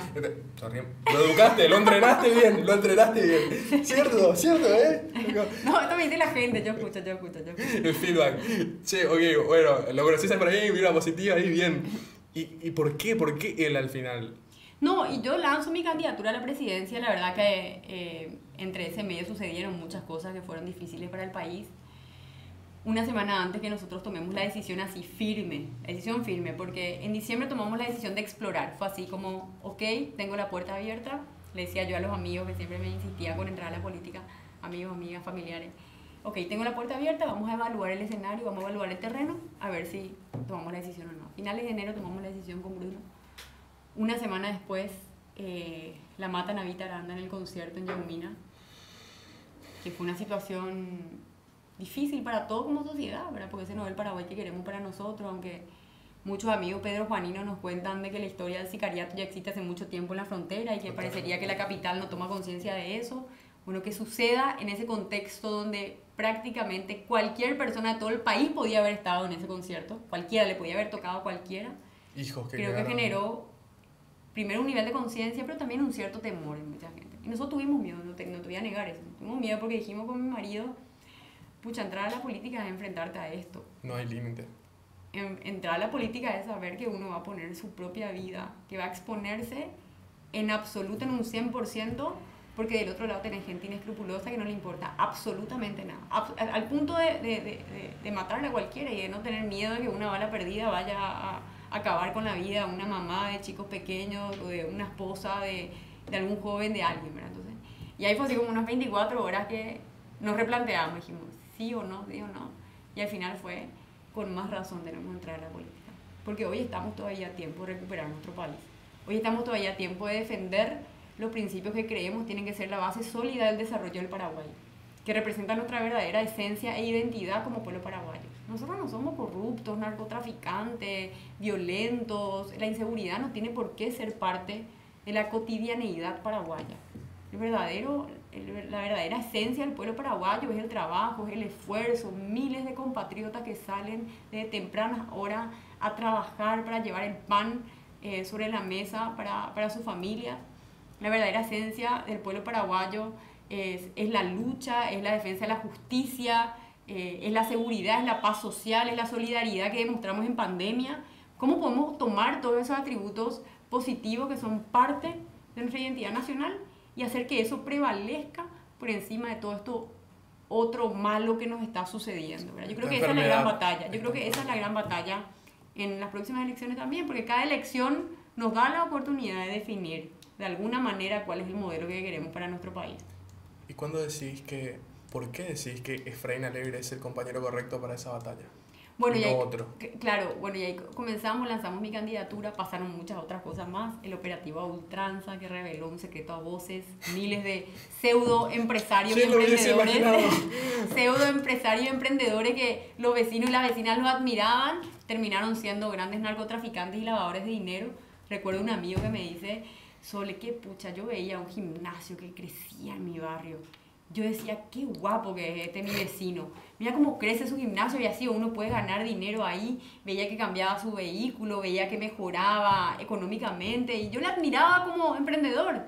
Resultó ser ese gimnasio simplemente una fachada de lavado de dinero. Entonces, fíjate el daño también que va generando en términos de... Claro, el único camino disponible. A mí me encanta esta pequeña frase de el adolescente en Estados Unidos quiere ser emprendedor, pisar Silicon Valley, el joven acá quiere ser narco, lavador de dinero, político. Claro, y a veces son lo mismo. Pero es que no podemos generar esa mensaje. Se vuelve algo aspiracional para los jóvenes. Entonces uno quiere, yo quiero ser narco porque entonces voy a tener un buen vivir. ¿Por qué? Porque la sociedad hoy nos está generando oportunidades y el camino que debería ser el correcto, el adecuado, el de estudiar, el de trabajar, no es sinónimo de progreso. El mismo balance negativo. La gente labura 14 horas al día, no, pero esas 14 horas al día no es sinónimo de progreso y desarrollo. No puede ser, algo está fallando en el sistema si pasa eso. Miles de trabajadores y de trabajadoras que salen a las 3, 4 de la mañana a su casa, apenas le ven a sus hijos, vuelven a las 8, 9 de la noche, se levantan al día siguiente temprano y no pueden progresar. Algo está fallando y tenemos que hacer algo al respecto, porque significa que estamos permeando, socavando nuestro propio sistema, si es que no, el trabajo o el esfuerzo no es sinónimo de progreso. Bueno. ¿Cuándo lo ves a Efraín como el brother indicado para golpear esta mesa? Bueno, y en agosto era la fecha límite para hacer alianzas dentro de la concertación. Esa es una imposición del calendario electoral. Nosotros como equipo teníamos súper en claro que necesitábamos unir fuerzas antes de abril. Cuando eso estábamos 10 precandidatos a la presidencia de la República y decíamos que ninguno de nosotros solos en abril es tan fuerte como cualquiera de nosotros juntos. Sí, cierto. O sea, cualquiera de nosotros dos juntos antes, teniendo la capacidad de hacer ya la unidad antes y articularnos nos da mayor fortaleza en abril que lo que podríamos tener cualquiera de nosotros solos. Porque podríamos ir todos, digamos, nosotros estábamos en un proyecto de construcción también de una nueva fuerza política en el largo plazo, en el mediano plazo. Yo sabía perfectamente que el escenario, eso me quedó pendiente como candidata a presidenta, que los escenarios como candidata a presidenta en diciembre en las internas era ganar o perder. Yo estaba cómoda con ambos resultados, a mí no me importaba perder en diciembre. Decía, no hay ningún problema, construir una fuerza que en el mediano y largo plazo hay caminos que se pueden seguir. Mi compromiso con la política no es de corto plazo. Ahí está, esa es la clave, no tanto por el corto. Decía, mi compromiso con la política no es del corto plazo, o nuestro compromiso como familia es de largo plazo. Pero con Bruno, mi marido, seguimos 20 años, vamos a dedicarle a la política paraguaya. Eso es muy importante, Sole. Eso tenés que ponértelo en la bio de Instagram. Porque hay gente que ve de afuera. Bueno, vino ministra, era genial, se fue. Y tiene miedo de que vos te vayas otra vez en algún momento. Sí. No, ahora ya decidimos, 20 años. Está para quedarse. Yo cuando cumplo algo, cuando digo algo, lo cumplo. ¿Verdad? No soy de asumir compromiso y de renunciar en el camino, para nada. Yo cuando digo que voy a hacer algo, lo hago. ¿Verdad? Y tomamos la decisión, 20 años de una generación de 20 años dedicar a la política paraguaya para tratar con un montón de gente más que también que está haciendo esfuerzos fenomenales e importantes de poder mejorar nuestro país. ¿Verdad? Entonces, entendíamos que había que crear unidad antes y que incluso ese proyecto de construcción de un proyecto a largo plazo, ese proyecto no estaba por encima de la necesidad de lograr la alternancia. Urgente. Comenzamos a sentir, porque vino la declaración de Estados Unidos, vino la declaración de Estados Unidos en agosto, sucedieron otras cosas, lo matan al intendente Pedro Juan Caballero, comenzó a subir la tasa de muertes violentas en Paraguay, y dijimos acá es necesario construir un proyecto a largo plazo, pero acá hay necesidades urgentes que tiene el Paraguay. Nosotros necesitamos la alternancia como un factor habilitador de nuevos horizontes que nos permitan mejorar. O sea, las sociedades democráticas requieren de la alternancia, una especie de accountability, ¿verdad? De rendición de cuentas, de control de... Te interrumpo ahí, hay dos cosas importantes que acotar. Número uno, la concertación de vuelta. ¿Por qué es posible la concertación? Esta unión de partidos y personas, mentes tan heterogéneas, es porque al final del día los problemas de Paraguay, uno, son simples. Sí. Dos, son es. Urgentes. Chicos, no, it isn't rocket science, man. No es una locura, tipo, these fucking guys, esta gente está robando toda la plata, chicos, se están matando al narco, al lavado de dinero, te están abusando todos los días. Vivimos en un país con una pobreza inimaginable. O sea, primero esto y después las pequeñas diferencias que se dan dentro de corregir esto. Por eso es posible la concertación también, hay que decirlo. El segundo punto ya me lo olvidé, así que vamos a seguir con tu pregunta, me emocioné. Pero es tal cual. Paraguay no necesita soluciones sofisticadas. Totalmente. Necesitamos un maldito transporte público que funcione, que tenga la frecuencia que necesita, que pueda dar respuesta a la gente. Me acordé ahora, me parece importante también. Otra cosa, ponele que el candidato opositor sea el peor del mundo y vaya a meter su estructura y sus empleados, igual la alternancia se utiliza otro mensaje crucial. ¿Por qué? Porque la estructura actual, la que está metida, y vos en Senavita lo viste, está hace 80 años. Y cobra más y más fuerte y se establece más y más y más. Entonces, incluso si vos sacás parte de esa estructura, de ese cuerpo cancerígeno y metes otro, el nuevo va a ser débil, frágil, se produce una mejora inimitable. Chicos, acá no es multiplicación. Esto es 1 más 1, 2. Claro, y la alternancia te permite también incluir creatividad, innovación. Esto pasa hasta en las propias empresas. Yo a los empresarios les digo, esas empresas como ustedes quieren innovar, ¿qué hacen? Piensan, ven la gente que está ahí, cambian los liderazgos, traigan nuevas visiones. Los mismos ministros. Necesitamos cambiar, el sistema necesita un shock. Sí. Y ese shock le va a dar la alternancia. Y no es una alternancia construida con improvisados. Estamos personas comprometidas con el Paraguay, de gran trayectoria, de los diferentes sectores, salud, niñez, educación, agricultura. La renovación de la política en el Paraguay hoy está en la concertación, no está del otro lado. Si no, miremos el entorno de Santiago Peña, quienes le rodean. Vos le ves parado en su anuncio, haga la verna detrás, la decadencia de la política paraguaya, le ves rodeado de todos los políticos que han sido responsables de la decadencia de nuestro país en este momento, ¿verdad? Incluso él al principio, cuando lanza su candidatura, ya 10 años atrás, no sé ni cuándo, quería parecer medio alejado, ¿verdad? Hoy está entregado al sistema completamente. Santi era liberal, era pro matrimonio LGBT, era intelectual de University of Fireworks, right? Y ahora el tipo alaba a Stroessner. A mí me preocupa. Defiende el contrabando. A mí me preocupa su ambición desmedida por ser presidente, que le hizo perder completamente su compás moral. ¿Verdad? Está totalmente desorientado. ¿Vos a Santi lo conocías, Sole? Y lo conocía porque éramos compañeros como ministros, digamos, ¿verdad? Antes no. Antes del gobierno no lo conocía, no. Pero se sentía más íntegro antes, ¿no? Claro. Yo me acuerdo que era respetable su posición, la defendía. Está totalmente perdido. Yo lo veo desorientado, pero se ve hasta en su mirada, en su rostro. O sea, ya eligió estar del lado del mal. Internamente, ¿cómo será eso, esa contradicción tan grande? No sé. Saber que tenés que salir a meter el 100% de la energía por matar tu país, básicamente. Claro, ¿entendés? O sea, hay ningún objetivo, digamos, ninguna ambición. Por eso digo, el tema del fin justifica los medios. Yo creo que muchos políticos jóvenes también les pasa eso.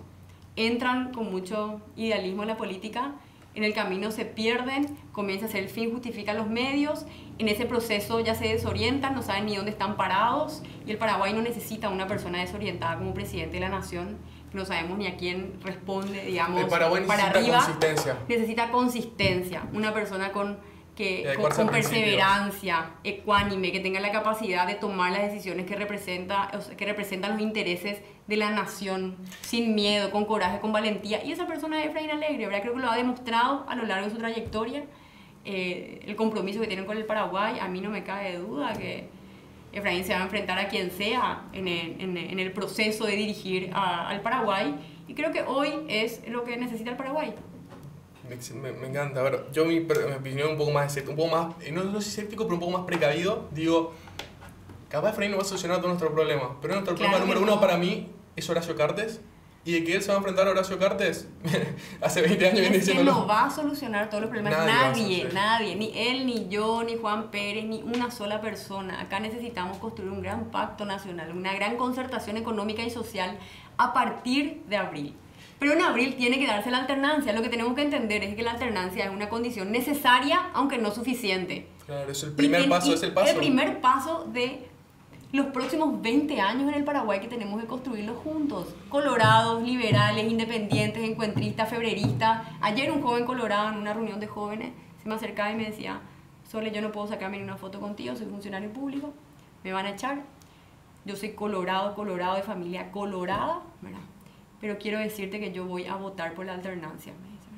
Y voy a votar por la alternancia porque estoy cansado, me dijo. Yo soy docente universitario, enseño en la facultad, veo el deterioro de la educación, veo cómo los políticos se meten a alterar todo el proceso en nuestro país. La podredumbre. Y yo estoy cansado, me dice. ¿Y sabes qué es lo que pensé? Porque él me dice, yo me enojé al principio cuando vos decidiste unirte con Efraín, me dijo, ¿verdad?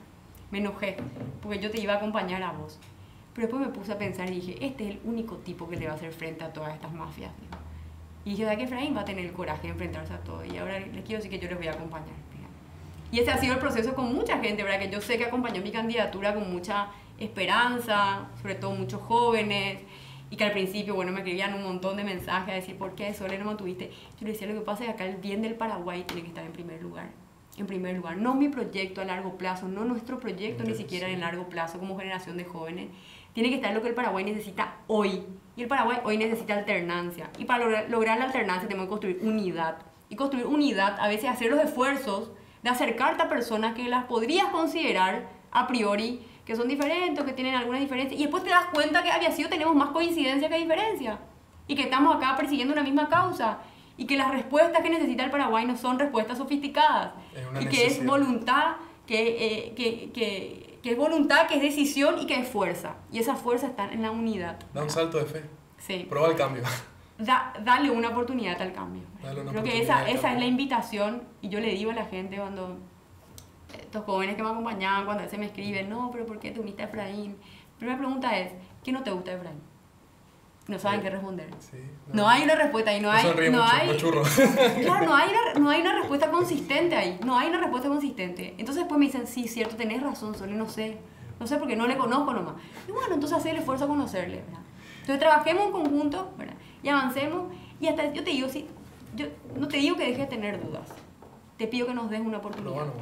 Proba, o sea, hoy las cosas no funcionan como están. Y hay una premisa clave. Si seguimos haciendo más de lo mismo, no pretendamos obtener resultados diferentes. No va a pasar. Si queremos algo diferente 80 para años, país, muchachos. Tenemos que arriesgarnos. O sea, el cambio es el único camino para encontrar respuestas diferentes a nuestras preguntas o sanaciones a nuestros dolores o resultados a las demandas que tenemos como sociedad. El compromiso que tenemos es muy grande, ¿verdad? Y yo que puedo hablar también a título como personal, decir así con claridad a la gente, ¿verdad? Mi compromiso personal con el Paraguay es imbatible. Me encanta Sole, y la gente se pregunta mucho sobre eso personal, los fangirls, los fanboys de Sole, ¿verdad? De vuelta dentro del marco de la concertación de checks and balances, de control de poder. Claro. El rol como vicepresidenta de Sole, ¿a qué acuerdo llegaste con Efraín? Bueno, una de las, creo que la tercera o la cuarta conversación que tuvimos, porque hablamos muchísimo, mira que yo lo conocí en febrero, después él era un actor importante en la concertación, yo lancé mi... Hay mucha gente que dice que Efraín es de diálogo difícil, ¿seguro lo escuchaste? Sí, pero no, se puede hablar, es una persona dura, eso no la va a sacar, ¿verdad? Pero no, es súper abierto, escucha, ¿verdad? Está siempre predispuesto. Hablamos mucho durante todo el proceso. Yo lo invité al lanzamiento de mi candidatura a la presidencia. Él no se fue Efra Junior, se fue su hijo, estuvo Saludos a Efra Junior. Sí, y bueno, y una de las oportunidades que cuando él me plantea, me dice, Sole, mira, yo quiero que me acompañe en la vicepresidencia. ¿Sorpresa primero? Sí, fue una sorpresa, la verdad que no me esperaba eso. Hablamos mucho, también él ahí me escuchó, yo le planteaba mis visiones, le decía porque para mí también era importante construir esta fuerza a largo plazo, ¿verdad? Y después fueron dándose todos estos otros sucesos que cambiaban los escenarios, ¿verdad? Que van cambiando los escenarios y van acentuando la necesidad de que en Paraguay haya una alternancia, entonces va cambiando también nuestra mirada como equipo, porque no fue una decisión que tomé sola, fue una decisión que la analizamos con un grupo de personas importante, digamos, que estuvo desde el inicio del lanzamiento de mi candidatura y consideramos que era la mejor decisión para el Paraguay. Entonces, él me plantea, me dice, Sole, yo no quiero una vicepresidencia florero, quiero una vicepresidencia activa, que esté trabajando, que esté cooperando, colaborando, que tenga un rol protagónico en el próximo gobierno. Y tuve la oportunidad de conocerte porque él también me conoció más, así como yo le conocía más, él también me conoció más, ¿verdad? Yo siempre digo, así como habían personas que no querían que yo me una con Efraín, habían personas del lado de Efraín que no querían que él se una conmigo tampoco, ¿verdad? O sea, fíjate lo que son las miradas desde... No, la divergencia. La divergencia, ¿verdad? Sí, divergencia. Y los dos fuimos capaces de administrar eso, porque él tuvo que administrar también eso de su lado, y bueno, yo administrar de mi lado, y hacer casi este proceso también pedagógico y de crecimiento, es increíble, ¿verdad? Cómo en todos los niveles intelectuales y de la sociedad, todos los estratos de la sociedad, hay que instalar ese mensaje 1 más 1 es 2. ¿Entendés? No hay complejidad, claro. no, esto, urgente, punto. Así mismo. ¿De qué acuerdo llegaste, Sol? O sea, sí. ¿puedes ya decir de qué claro. más o menos te vas a encargar a vos en el gobierno? Y ahí él me dice, bueno, quiero tener una vicepresidencia activa, protagónica, me conoció mucho más, me dijo, vos fuiste administradora de una institución del Estado, yo también fui administradora de una institución del Estado. Creo que eso es un atributo de nuestra dupla. Tenemos dos candidatos, tanto a la presidencia como a la vicepresidencia, que administraron instituciones difíciles, complicadas, y que lo hicimos bien por nuestros resultados. Es decir, tenemos experiencia en gestión pública, tenemos experiencia en administración pública, no es que venimos simplemente, no digo simplemente, pero no es que venimos solamente de... Claro, no, después te encontrás con los monstruos. Claro, pasa, exactamente, pasa. Tuvimos que sortear, tuvimos que vencerle a la burocracia. ¿Ya saben qué legislación es necesaria para ayudar a purificar esos ministerios? Sí, sabemos qué legislaciones, sí. Y entonces, bueno, me dice, te conocí, creo que vamos a poder hacer un buen equipo, para trabajar, vamos a poder llevar adelante un buen gobierno en los próximos 5 años. Y él, tanto como yo, tiene muy presente de que nuestro objetivo no es solamente ganar. Nosotros tenemos que llevar adelante los mejores 5 años de gobierno en la historia democrática nacional. Si no, van a volver los monstruos. La gente no nos va a perdonar que defraudemos la confianza, que nos hayan dado la oportunidad de cambiar y que nosotros terminemos siendo más de lo mismo. Y por eso sabemos, porque hay mucha gente probablemente que va a querer replicar los modelos. Siempre pasa eso, ojo, ojo. Sí. Al lado del poder revolotean siempre un montón de cuervos disfrazados, ¿verdad? Yo creo que vamos a llevarnos decepciones seguro de mucha gente durante el gobierno. Ojalá que no, toca madera, ojalá que sean muy pocos, ¿verdad? Sí. Pero somos conscientes los dos y hablamos de esto, ¿verdad? Porque Efraín lo dice con mucha propiedad. Las mafias no están solamente en el Partido Colorado. Las mafias están en el Partido Liberal, están en los otros partidos, están ahí tipo camaleones por todos lados, y tenemos que trabajar juntos para hacerle frente en los próximos 5 años. ¿Tu vicepresidencia tiene un foco, Sole? O sea, ya más o menos tenés un sector, un enfoque que algo que yo también le dije a Efraín. Que vos quieras, es mío. Algo que yo le dije también a Efraín desde el principio es, yo le dije, yo no te voy a pedir ningún ministerio porque yo no creo en la política de los cuoteos. No creo así, tipo la repartija, a la vicepresidenta le vamos a dar estos 3, al frente vos le vamos a dar estos 2, a Prequería uno, ¿verdad? Naturalmente se va a dar un gobierno pluralista y con participación de todos los sectores, ¿verdad? Pero no bajo la lógica, claro, pero no bajo la lógica, yo te doy esto para poder tener poder y vos ocupate esto para tener poder, ¿verdad? Le dije, no, yo quiero participar en igualdad de condiciones, digamos, en muchas de las definiciones en materia política. Naturalmente hay ciertos sectores que yo los domino y que los manejo bastante bien. Para mí es un eje central la construcción de ciudades donde dé gusto vivir. Yo quiero que el próximo gobierno sea el gobierno que se hace responsable y se hace cargo de gestionar correctamente el proceso de urbanización en el Paraguay, que pueda garantizar que la vida en nuestras ciudades sea una vida digna, que exista más inclusión y menos segregación, que podamos tener acceso a servicios que puedan mejorar la calidad de vida de la gente, un transporte público decente, acceso a agua y saneamiento, que sigue siendo un tema fundamental. Tírame 3 cosas solo y vas a impulsar la vicepresidencia. Sí, te podemos hacer responsable, pues. No, pero hay muchas cosas más de No, me imagino hay 10 millones, pero más de las 3, más pero importantes. naturalmente todo el tema de vivienda, desarrollo urbano, ciudad, ¿verdad? Un tema que voy a estar seguramente bastante encima. El sistema de integridad pública, que necesita una reforma, que esto es transversal a todos los ministerios, es decir, cómo podemos prevenir la corrupción y promover la integridad. Esto requiere reformar la Auditoría General del Poder Ejecutivo, también la CENAC, que es la Secretaría Anticorrupción, mirar un poco el trabajo de las unidades de control interno, el MESIP, que es el sistema de calidad que adoptó el gobierno por excelencia, digamos, en los últimos años. El MESIP hoy en día creo que no está rindiendo los frutos que debería rendir. Hay que revisar el sistema de MESIP y esto va a permitir fortalecer la institucionalidad a nivel macro, ¿verdad? Es un tema que a mí me interesa mucho. Yo antes de volver de Oxford a Paraguay, que estuve en la escuela de gobierno allá, me dediqué un par de meses a trabajar con mentores, con docentes, con investigadores del área de integridad y de políticas anticorrupción. Leí bastante las cosas que han funcionado y que no funcionan en el resto de los países.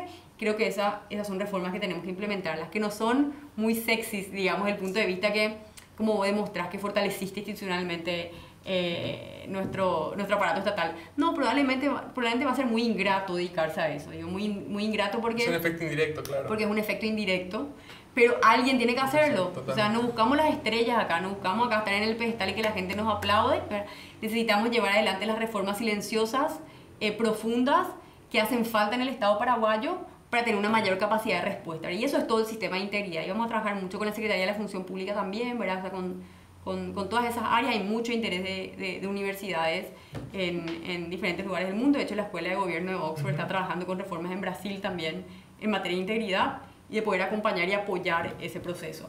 Y después hay otros temas que también estoy como bastante vinculada. A mí me toca... Con ganas de meterte. Sí, con ganas de meterme. Bueno, en temas de ciudades, todo el tema de las economías creativas, de Acá la la Chacarita es un innovación. foco, La Chacarita, sí, claro, pero la Chacarita, eso ya es algo... creativo. Sí. Ya inició de un público. No, yo inicié el proyecto de mejoramiento integral de la Chacarita Alta, un proyecto de 14 millones de dólares que se quedó parado y que fue, desde mi punto de vista, con muy poco criterio, se implementó estos 5 años. Yo le decía a las mujeres de la Chacarita, nos reunimos hace un par de días, le decía, ojalá que en 60 días podamos ya estar sentadas con los resultados positivos para trabajar en conjunto, para mejorar, para seguir implementando este proyecto que es tan necesario. La Chacarita es un barrio populoso con tanta historia. En la zona vivieron 3 ex vicepresidentes.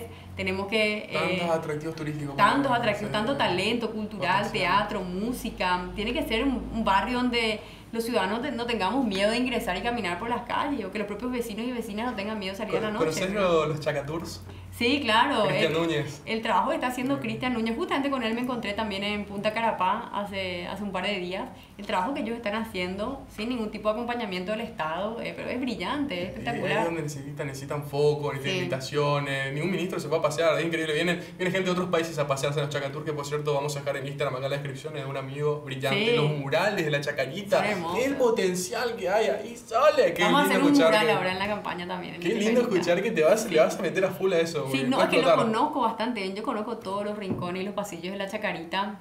Prácticamente todos los bañados, la verdad. El bañado norte, bañado Tacumbo, bañado sur también.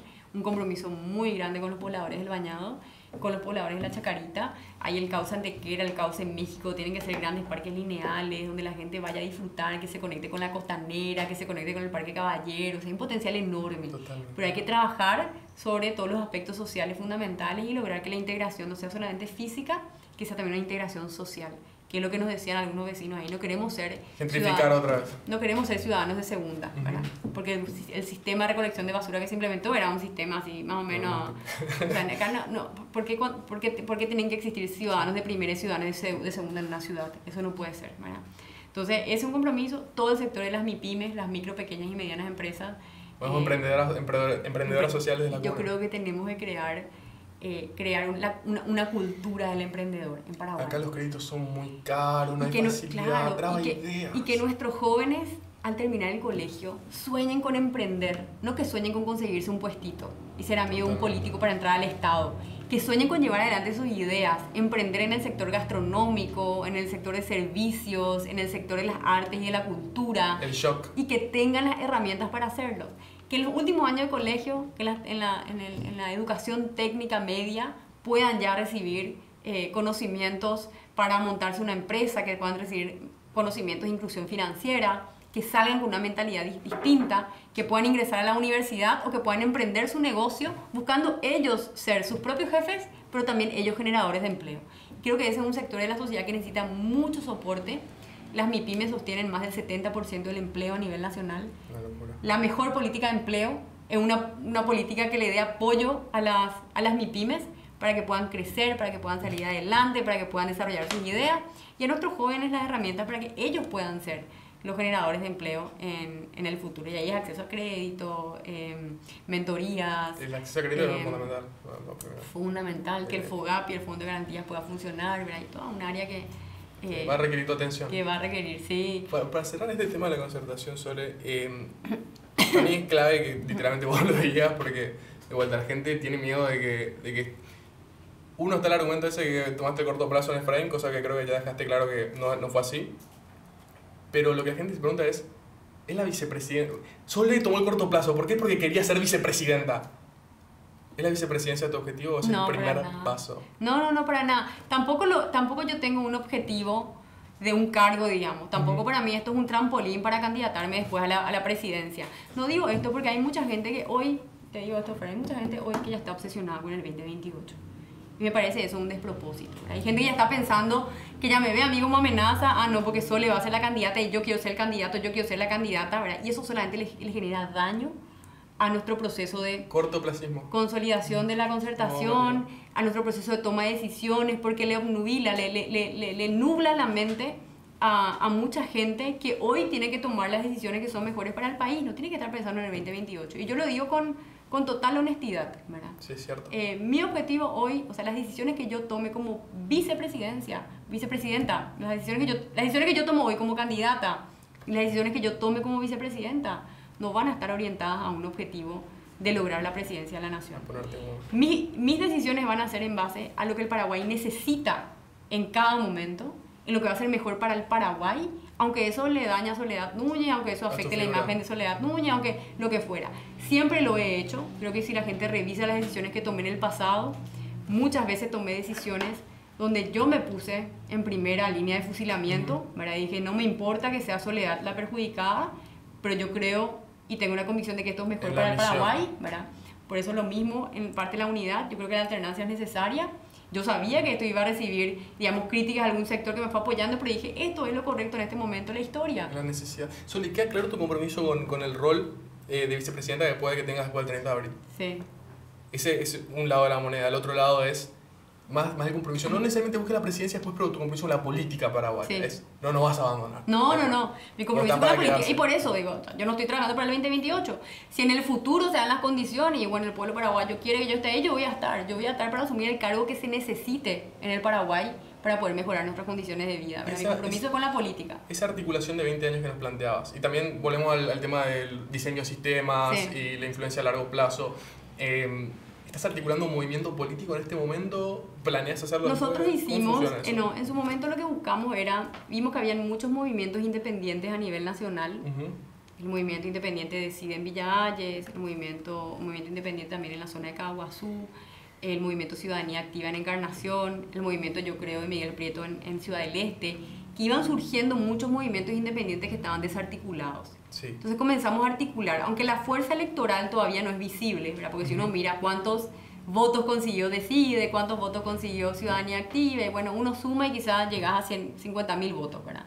Uno podría decir, o mal referirse, si no tienen fuerza política, pero son fuerzas de organización y de movilización. La frescura y los ideales están ahí. Y a nivel territorial, que son importantes, ¿verdad? El movimiento Carmeños Unidos también en Carmen del Paraná, todos ellos lograron victorias a nivel municipal de conquistar por lo menos una banca a la concejalía. Entonces con ellos estamos articulando, estamos tratando de organizar el sector independiente a nivel nacional. Creo que el sector independiente va a crecer en las próximas municipales, es mi pronóstico, ¿verdad? Yo creo que en las próximas municipales vamos a ver cómo emergen diferentes grupos. El movimiento Checueray en San Lorenzo también hizo una elección excelente en las municipales anteriores. Entonces estamos viendo cómo articular esas fuerzas. ¿Este movimiento articulado funciona dentro del PEN? No. Eso no me queda claro. Sí. No. Armamos una coalición de movimientos independientes a nivel nacional, donde se firmó un compromiso, donde hay como ciertos lineamientos, y esa coalición es la que estuvo trabajando dentro de la concertación en su momento con mi candidatura. ¿Estaría bueno integrarlo, esa coalición en algún momento? ¿Integrarlo? Claro. Exactamente, ¿verdad? Y ver cómo esto crece, ¿verdad? Creo que todavía mucha agua va a correr en todo este proceso. Está la alianza que hicimos con el Encuentro Nacional y con el partido Hagamos también, ¿verdad? Esa fue una alianza para la Cámara de Senadores y la Cámara de Diputados en Central y en Asunción. Esto fue antes que yo decida declinar mi candidatura a la presidencia, pero es una fuerza de expresión bastante interesante con el Encuentro Nacional, con el partido Hagamos y este movimiento que no tiene forma todavía, pero hay gente que está acompañando un poco la candidatura a la vicepresidencia, que son muchas mujeres, muchos jóvenes, la coalición de movimientos independientes. Y bueno, la consigna finalmente, Fer, es invitar a la gente a participar. Yo quiero poder transmitirle a la gente la seguridad de que existe un espacio para hacer política para aquellas personas que quieren hacer bien las cosas y que tenemos que animarnos a involucrarnos, ¿verdad? No podemos quedarnos ahí, no sé, convencidos de que las cosas no pueden cambiar, de que todos estamos metidos en la misma bolsa y toda la historia. Partido Colorado, Sole, la estructura del Partido Colorado, el poder que tiene este sector, Partido Colorado, no vayamos a adjetivos, ¿se fortalece o se debilita con el pasar de cada elección y de cada victoria hasta ahora, vamos a ser sinceros? Y yo creo que se está debilitando. Lo vimos en los resultados, de hecho, de sus internas, ¿verdad? Muy poco crecimiento. Creo que la incidencia de ese voto estructural que responde mucho más a la maquinaria clientelar y prebendaria que se ha construido durante 70 años se va debilitando en la medida que pasa el tiempo, sobre todo porque tampoco han sabido administrar correctamente el Estado, ¿verdad? Vemos cómo estamos haciendo aguas en muchos aspectos. Creo que también esa historia, esa dualidad entre ser oposición y ser gobierno, ser oficialista y ser oposición, que es el juego que ha tenido la ANR históricamente, creo que eso se va borrando.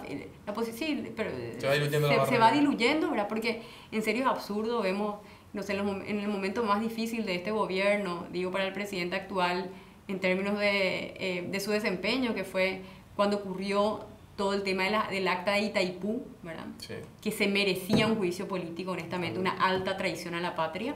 Totalmente. ¿Quién sale a salvarle? Sale a salvar el movimiento Honor Colorado. Totalmente. Y veíamos cómo desde el portón de la casa Horacio Cartes salía Pedro Aliana a decir: nosotros le salvamos a él, que se acuerde que nosotros le salvamos. Entonces no pueden venir a decir ahora que pretenden ser el cambio, que son alternativos, que ellos quieren el cambio. Claro, si fueron los principales defensores, porque así opera. Y el día de mañana, si Santiago Peña llega al poder, va a llegar porque el gobierno de Marito le va a acompañar. Y si llega, ¿en qué momento defendés a la patria y en qué momento defendés la retención del poder? Y es lo que vemos con el abrazo republicano. Algunos amigos colorados se enojaron conmigo porque yo escribía en contra del abrazo y le digo: estamos acostumbrados a que el abrazo republicano ya sea una cuestión, de nuestro folclore político. ¿Pero qué nos pasa? Se han tratado en la campaña de narcotraficantes, de corruptos, de mentirosos, de la peor escoria de la sociedad. Pero resulta ser que después, porque queremos llegar al poder, yo me abrazo y disfrutamos y todo el mundo aplaude, así como unas focas que se haya dado el abrazo republicano. Y nos cuestionan a nosotros que tengamos diferencias. Las diferencias que existen en la concertación son mucho más ricas, son mucho más productivas y son mucho más positivas para el desarrollo de la nación que un pacto de criminalidad, un pacto de impunidad. Un pacto de impunidad que es lo que para mí representa hoy el abrazo republicano. Y hoy propios colorados y coloradas se están dando cuenta de eso. Así como algunos me criticaron porque yo puntualicé lo mal que estaba el abrazo republicano, hay otros que me dijeron: Sole, tenés razón, esto ya no va más, ya no va más. Este jueguito de somos oposición, somos oficialismo, finalmente lo único que guían las decisiones son los intereses partidarios, los intereses sectarios, y no el interés del pueblo paraguayo, ¿verdad? Por eso hoy los propios colorados son los que entienden de que es momento de la alternancia. Hace poco me decía un colorado, me decía: yo le amo a mi partido, y yo, así como le amo a mi partido, yo sé que necesita reformarse desde la llanura y tenemos que perder para poder emerger como algo mejor, ¿verdad? Y los colorados se dan cuenta de eso. Es que la gente se olvida de, por ejemplo, en el gobierno de Horacio Cartes, el ministro de Salud defendía los cigarrillos. Claro, exactamente. Santiago Peña defiende el contrabando. Sí, así mismo. ¿Cuál es el tipping point hoy, Sole? No sé si querés hablarle a esta cámara ahí, a la gente que lo está viendo. ¿Cuál es el tipping point? ¿Cuál es la necesidad? ¿Qué hace única esta oportunidad de 2023? Yo creo que nosotros estamos ante una oportunidad única para redefinir cuál es la nación que queremos para nosotros, para nuestros hijos, nuestros nietos y las siguientes generaciones. El 30 de abril no nos jugamos los próximos 5 años, nos jugamos los próximos 15, 20 y 25 años en el Paraguay. Esta decisión que tenemos los ciudadanos, que se da cada 5 años, es determinante para el futuro del país. Y tenemos que hacer uso del mayor poder que tenemos, que es el voto, y acudir el 30 de abril y decir sin miedo y con coraje y con valentía: este no es el Paraguay que nos merecemos, no es solo que queremos, este no es el Paraguay que nos merecemos, y elegimos dar un golpe de timón, elegimos a la concertación nacional, elegimos juntos construir un Paraguay de oportunidades para todos y para todas, donde existan los servicios públicos básicos para poder llevar adelante una vida digna. Y creo que esa determinación, ese punto de inflexión, tiene que ser este 30 de abril para que comencemos a escribir una nueva era. Yo veo mucho estos primeros 34 años de democracia como una primera transición, una primera etapa que tiene que culminar, que tiene que cerrarse el 30 de abril del 2023, y tenemos que comenzar a transitar una segunda transición democrática juntos, a pesar de nuestras diferencias, a pesar de la diversidad, para hacer que nuestra tierra sea una tierra de mayores oportunidades para todos y para todas. Por un país justo. Por un país justo. Muchas gracias por vernos, gente. Nos vemos pronto. Chao, chao. Chao.